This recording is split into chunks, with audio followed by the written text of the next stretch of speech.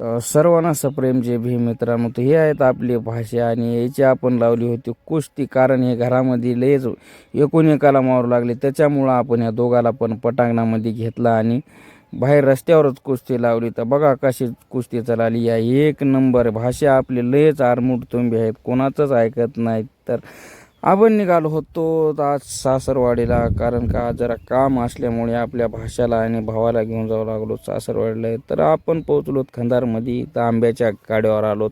आंब्याच्या गाड्यावर आल्यानंतर हे बाबा डायरेक्ट म्हणला तुम्हाला 4 किलो देऊ की 5 किलो आंबे लावा बाबा, याला काय इकायचं पडते. तर त्याला म्हणलं अरे म्हणलं डायरेक्ट ये 1 किलो आंबे देऊन टाक, केवढ्याला आहेत ते सांग.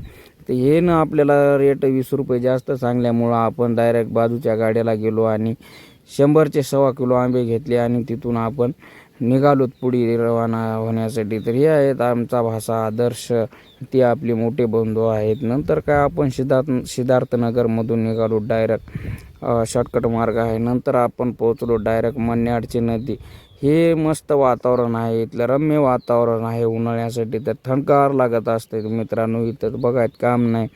का हे आंब्याची सावली आहे. नंतर काय समोर येऊन बघालो तर काय का हे बोवानं गेल्या वर्षी ऊस फुकून दिलेला गेला नाही, यायचा असाच उभा टाकलेला आहे. नंतर काय समोर आपण आलो टोल नाक्यावर फुलवळच्या. तर हे मला वाटते जास्त अपघात क्षेत्र आहे मित्रांनो. कारण काय इथं रस्ता बरोबर नाही आणि हे टोल नाका जे आहे ते डायरेक्ट उताराला आहे. तर मला वाटते टोल नाका चालू झाले तेव्हापासून 1-2 इथं अपघात झालेत, अशा घटना माझ्या कानावर आहेत.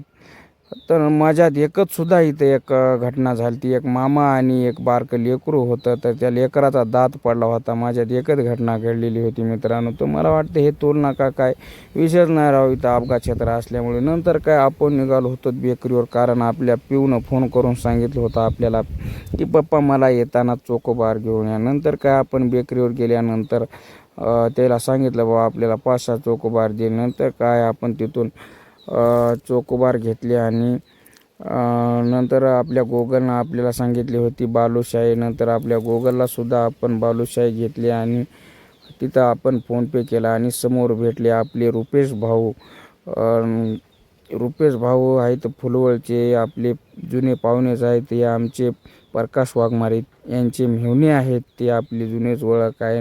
नंतर आपल्या मामाची सुद्धा मुलगी दिली आहे त्यांना. नंतर आपण निघालो तिथून पुढे, टपरी बांधली आपण. लय ऊन लावू लागलं. नंतर काय का हे आमचा भाषा टुकुमुकू मधातून बघू लागला.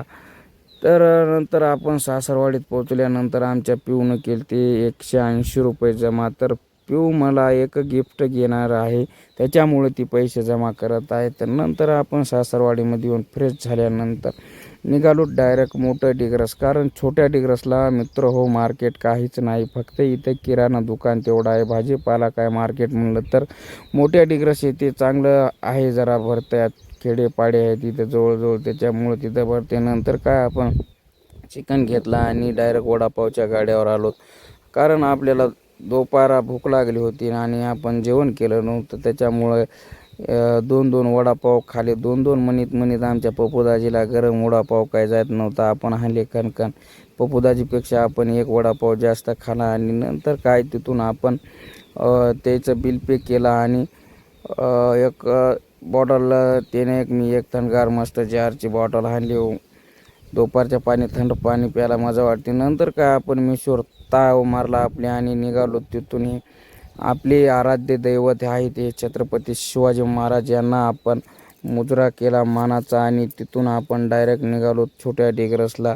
भीमा तुझं प्रणाम कोटी कोटी म्हणत बाबासाहेब आंबेडकरांना सुद्धा आपण वंदन करून निघालो तर छोट्या डिग्रसला. तर मित्र हो, आपल्याला लाईक करा, फॉलो करा, शेअर करा. तर सर्वांना पुन्हा एकदा जय भीम.